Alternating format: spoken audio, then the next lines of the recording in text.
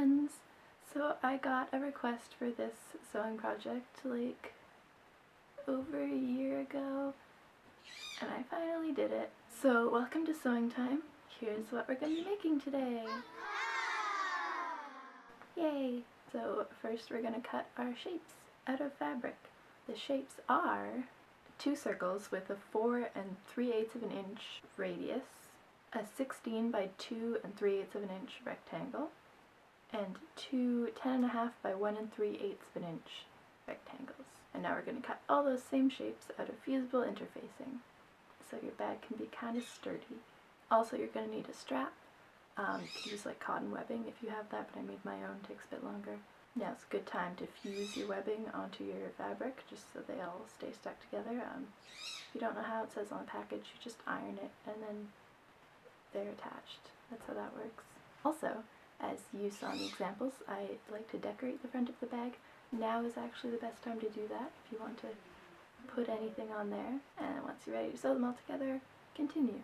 Okay, so you're going to need a 10-inch zipper, and zippers are a bit overwhelming sometimes, but we can do this. We're going to start out by opening the zipper and then pinning the outside edge of that to the outside edge of one of the small rectangles, like so.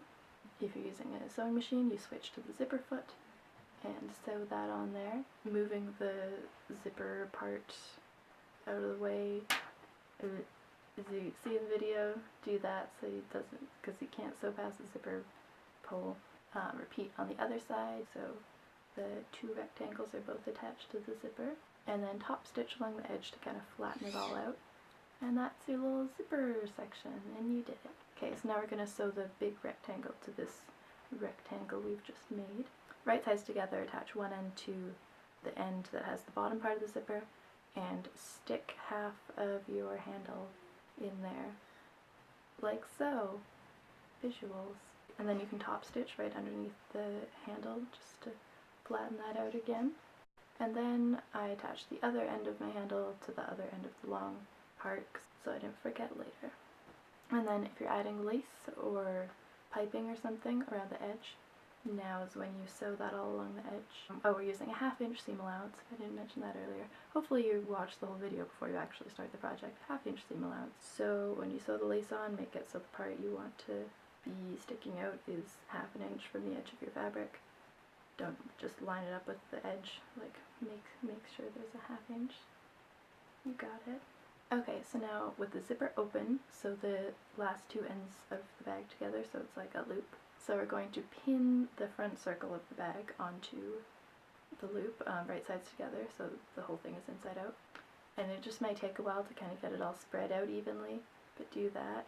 And then I would recommend basting around with a 1/2 inch seam allowance just to make sure you didn't, like, if the zipper got folded under or something, I don't know.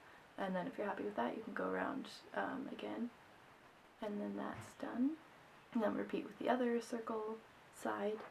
And then since the zipper's open, you can turn it inside out. And you're done!